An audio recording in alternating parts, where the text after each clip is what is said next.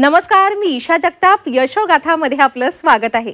आपल्या आयुष्यात काही व्यक्ती अशा येतात की ज्यांचं कार्य पाहून आपणही काहीतरी करावं, समाजात नाव कमवावं अशी इच्छाशक्ती आपल्या मनात जागरूक होते.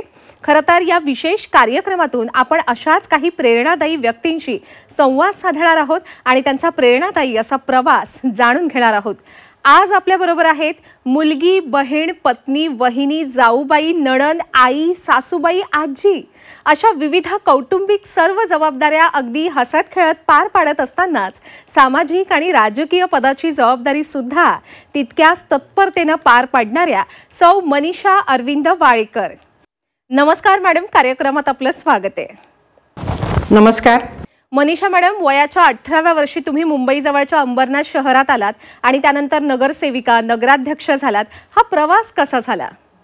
माझा जन्म छत्रपती संभाजीनगर जिल्ह्यात असलेलं एक घाटनांद्रा या छोट्या खेडेगावात झाला आणि 1987 साली अरविंद वाळेकर साहेब यांच्याशी माझा विवाह झाला आणि मी अंबरनाथला आले. मी कधीही रेल्वेचा प्रवास देखील केलेला नव्हता आणि अचानक अंबरनाथला आले. इथली परिस्थिती बघितली, त्यावेळेसचा हे अंबरनाथ, इथलं राजकारण, इथला संघर्ष, हे सगळं बघून मी एकदम भांबावून गेले आणि मला असं वाटलं की आपण हे कसं पेलू शकू, कसं सांभाळू शकू आपण. पण आपण म्हणतो ना की पाण्यात पडलं की आपोआपच पोहायला शिकतो माणूस, तसं माझं झालं आणि मी अंबरनाथकर झाले. 1990 साली शाबीरभाई शेख हे या अंबरनाथ मतदारसंघामध्ये उभे राहिले आणि वाळेकर साहेबांबरोबर मी देखील त्यांच्या प्रचारामध्ये सहभागी झाले आणि मला कळू लागलं राजकारण काय असतं. शाबीरभाईंचा प्रचार देखील केला. त्यानंतर 95 साली ज्यावेळेस अंबरनाथ नगरपालिका स्वतंत्र झाली तेव्हा अरविंद वाळेकर साहेब देखील निवडणुकीला उभे राहिले आणि त्यांच्या निवडणुकीत देखील मी प्रचार करायची, त्यांच्यासोबत जायची. छोट्या मोठ्या चौक सभा असतील, मोठ्या सभेंना त्यांच्यासोबत जायची. तर मला हळूहळू ती आवड निर्माण झाली आणि लोकांशी माझा संपर्क यायला लागला, ओळखीपाळखी वाढल्या. मग अशा उद्देशाने मी 95ला ज्यावेळेस निवडणूक बघितली वाळेकर साहेबांची आणि ते निवडून आले, सभापती झाले, बांधकाम सभापती झाले, त्यानंतर नगराध्यक्ष झाले. मग त्यांचं जे मी काम बघितलं या अंबरनाथ शहरामध्ये आणि म्हणून मला देखील समाजकारणाची आवड निर्माण झाली आणि 2000 साली ज्यावेळेस हा विभाग महिला राखीव झाला त्यावेळेस मग नागरिकांच्या, खास करून महिला वर्गांच्या जास्त मागण्या येऊ लागल्या की अण्णा वहिनींना पण उभं करा. तर मला पक्षाने संधी दिली, वाळेकर साहेबांनी देखील संधी दिली आणि मी 2000 साली अंबरनाथ नगरपालिकेची निवडणूक लढवली, निवडून आले. खरंच अतिशय प्रेरणादायी असा आपला हा प्रवास आहे. मॅडम, एक महत्त्वाचा प्रश्न आहे आता की तुम्हाला समाजकारणाचं हे वेड कशामुळे लागलं नेमकं? हे खरं तर जे वातावरण आहे ना, माझ्या माहेरी 1% पण नव्हतं आणि मी इथे आले आणि आमच्या घरी नेहमीच पूर्वीपासून वरिष्ठांचं येणं जाणं होतं. शिवसेनेचे वंदनीय शिवसेना प्रमुख सोडता सर्व नेते आमच्या घरी येऊन गेलेले आहेत आणि वाळेकर साहेब त्यांच्याशी ज्यावेळेस राजकारणाशी विषयी चर्चा करायचे, गप्पा गोष्टी करायचे, तर मी तिथे चहा पाणी देत असायची, त्यांना नाश्ता देत असायची. त्या गोष्टी माझ्या कानावर पडायच्या आणि मग वाळेकर साहेबांकडे देखील या अंबरनाथमधले आमच्या भागातले लोक यायची त्यांची गाऱ्हाणे घेऊन आणि मी देखील ते माझ्या कानावर पडायचं आणि मला असं हळूहळू वाटू लागलं की समाजकारण काय असतं, राजकारण काय असतं, लोकांचे किती प्रश्न आहेत, लोक किती अडचणीत आहेत आणि वाळेकर साहेब त्यांचे प्रश्न किती सहजपणे सोडवतात. मग ते सगळं ऐकत ऐकत मला देखील राजकारणाची आणि समाजकारणाची आवड निर्माण झाली. मॅडम, तुम्ही ना एकीकडे सामाजिक कार्य सुरू असताना तुमचं सर्वसामान्यांना थोडंसं स्पर्धात्मक जग अनुभवता यावं, आनंदानं त्यांना जगता यावं यासाठी विविध असे इव्हेंट्स, कार्यक्रम आपण आयोजित करता, जसे की स्ट्रीट फेस्टिवल, अंबरनाथ सौ सुदृढ बालक स्पर्धा, या सगळ्या उपक्रमांविषयी आपण काय सांगाल? नगराध्यक्ष असताना शहर विकासाबरोबरच आम्ही सांस्कृतिक कार्यक्रम, शैक्षणिक कार्यक्रम, क्रीडा महोत्सव याच्यावर देखील भर दिला. त्यामध्ये आम्ही स्ट्रीट फेस्टिवल जो परदेशात होतो ती संकल्पना म्हणजे निखिलची होती, माझा मुलगा नगरसेवक निखिल वाळेकर. त्यानंतर अंबरनाथोत्सव ही खूप मोठी स्पर्धा म्हणजे महिलांसाठी.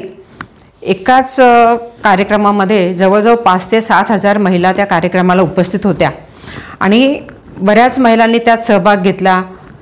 तो एक मोठा कार्यक्रम अंबरनाथ शहरामध्ये त्यावेळेला झाला. त्याचबरोबर विविध सांस्कृतिक कार्यक्रम देखील झाले. असे अनेक कार्यक्रम मी नगराध्यक्ष असताना त्या काळामध्ये झाले आणि लोकांनी देखील त्या कार्यक्रमांना खूप प्रतिसाद दिला, खूप उचलून धरलं आणि त्याचा आनंद आम्हाला फार मोठ्या प्रमाणात आणि फायदा देखील झाला. या सगळ्या कार्याबद्दल खरं तर तुमचं कौतुक जेवढं करावं तेवढं कमीच आहे मॅडम. सतत सकारात्मक राहणं आणि निरपेक्षपणे सहकार्य करत राहणं या सगळ्याची प्रेरणा तुम्हाला कुठून मिळते, हे विचार कुठून आले? साहजिकच महिला नगरसेविका म्हटलं किंवा लोकप्रतिनिधी म्हटलं की महिला वर्गांच्या जास्त अपेक्षा असतात आपल्याकडे बघण्याच्या आणि त्या दृष्टिकोनातून मी महिला बालकल्याण समितीची सभापती झाले आणि त्या समितीच्या माध्यमातून नगरपालिकेत असं म्हणतात की महिला बालकल्याण समिती ही लोकाभिमुख समिती आहे. म्हणजे मिळकतीचा जो 5% भाग आहे तो महिलांवर खर्च करता येतो आणि त्या समितीच्या माध्यमातून मी खूप काही महिलांसाठी करू शकले.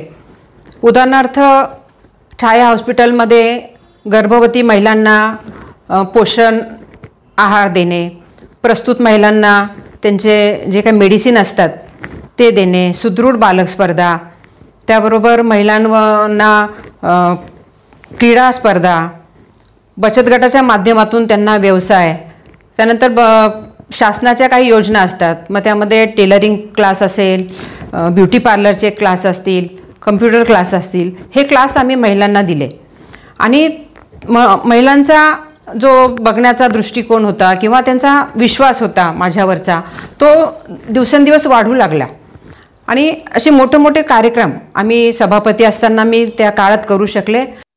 मॅडम, अरविंद वाळेकर आणि तुम्हाला साक्षात हिंदू हृदय सम्राट बाळासाहेब ठाकरे आणि आनंद दिघे यांचा सहवास लाभला, त्याबद्दल काय सांगाल? काही आठवणी सांगाल?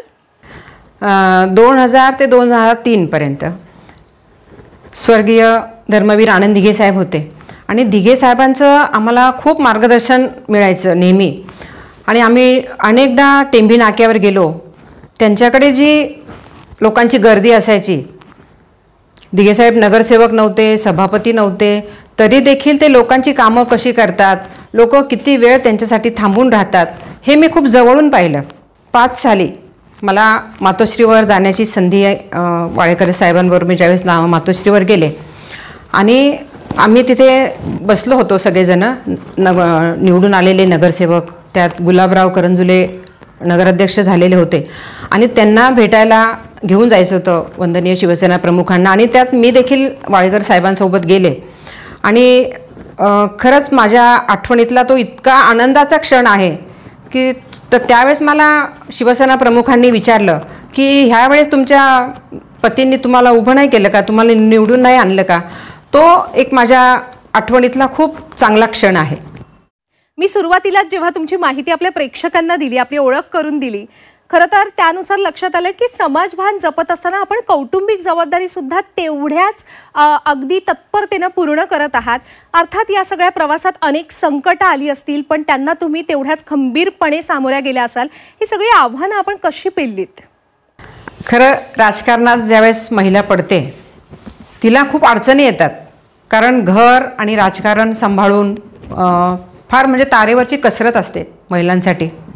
पण मला तशी अडचण कधी आली नाही, कारण आमचं एकत्रित कुटुंब आहे आणि मी राजकारणात असल्यामुळं समजा मला कधी एखाद्या दिवशी लवकर जायचं आहे तर मला कधी असं हे नाही आले, अडचण नाही आली की आता मी कशी जाऊ किंवा त्या कार्यक्रमाला मी कशी पोहोचू, कारण माझ्या घरात माझी जाऊ आहे, माझ्या सुना आहेत, ह्यांनी मला खूप सपोर्ट केला. मी एखाद दिवशी सकाळी जाते तर कधी कधी रात्री होते मला यायला, संध्याकाळ होते, परंतु मला घरची मग काळजी नसते की आता घरी काय असेल किंवा. तर फॅमिली सपोर्ट पण आपल्याला खूप महत्त्वाचा असतो महिलांना राजकारणामध्ये. जसं माझ्या मिस्टरांचा मला सपोर्ट आहे, माझा मुलगा आहे निखिल, तो सतत सावलीसारखा माझ्या पाठीमागे उभा असतो. त्यानंतर माझे दीर राजेंद्र वाळेकर यांनी देखील मला खूप मार्गदर्शन केलं, मला खूप सहकार्य त्यांचं लाभलं माझ्या या नगराध्यक्ष काळात असेल, राजकारणात असेल. तर फॅमिली सपोर्ट मला घरातून खूप मिळाला, म्हणून मी पूर्ण वेळ राजकारणात आणि समाजकारणात देऊ शकले. खरं तर अनेक सर्वसामान्य व्यक्तींना आपण स्वप्न पाहायला शिकवलंय, त्यांच्या पंखांना बळ दिलंय. तुम्हाला विचारावंसं वाटतंय आता या ठिकाणी की भावी स्वप्न काय आहेत तुमची आणि त्यासाठी आपण काय प्रयत्न करताय? राजकारणाबद्दल स्वप्न जर तुम्ही म्हणाल तर ह्या अंबरनाथ शहराने, इथल्या नागरिकांनी, त्यात व्यापारी असतील, सामान्य नागरिक असतील, सर्वपक्षीय आमचे जे मित्रमंडळी आहेत, ह्या सगळ्यांनी आम्हाला खूप सहकार्य केलेलं आहे. अनेक अडचणी आल्या, अनेक प्रसंग आले, परंतु जो पूर्वीचा त्यांचा जो विश्वास होता, प्रेम होतं, ते आजही आमच्यावर आहे. आणि तुम्हाला सगळ्यांना माहिती आहे की मी नगराध्यक्षच बिनविरोध झालेली होते. सर्व पक्षीय लोकांनी मला त्यावेळेस सपोर्ट केला आणि मी बिनविरोध नगराध्यक्ष झाले. तर या अंबरनाथ शहराचा जो विकास करायला मला खूप सोपं गेलं, कारण तिथे कुठे अडचण आली नाही की आता इथे, कारण सर्व पक्षीयांनी ज्यावेळेस मला सहकार्य केलं, सपोर्ट केला, तर या अंबरनाथ शहराचा विकास मी आजही तुम्ही बघू शकता की मी अंबरनाथमधल्या कुठल्याही एका कानाकोपऱ्यात जरी गेले तर तोच मान सन्मान मला त्या ठिकाणी मिळतो. या अंबरनाथ शहरामध्ये आम्ही 10 रुपयाचं शिवभोजन, 10 रुपयामध्ये OPD, त्यानंतर या विभागामध्ये जे गोरगरीब आहेत त्यांना शालेय साहित्य, त्या विद्यार्थ्यांना शिकण्यासाठी अभ्यासिका, हे सगळं कार्य आमचे राजेंद्र वाळेकर, अरविंद वाळेकर साहेब, निखिल आणि आमचं सगळं कुटुंब या समाजकार्यामध्ये नेहमीच पुढे असतं आणि या देखील पुढे देखील राहील. मॅडम, आपण या चर्चेत सहभागी झालात आणि आपल्या सर्व प्रेक्षकांना एवढं मोलाचं असं मार्गदर्शनच केलं म्हणेन मी, कारण तुमच्या या सर्व प्रवासातून खरोखर आज अनेक जणांना प्रेरणा मिळाली असेल. तुमचे खूप खूप आभार आपण या चर्चेत सहभागी झाल्याबद्दल. प्रेक्षक हो, आता आपण भेटणार आहोत एका नव्या व्यक्तीला, एका नव्या स्वप्नवत प्रवासासह. तत्पूर्वी घेऊया एक छोटासा ब्रेक.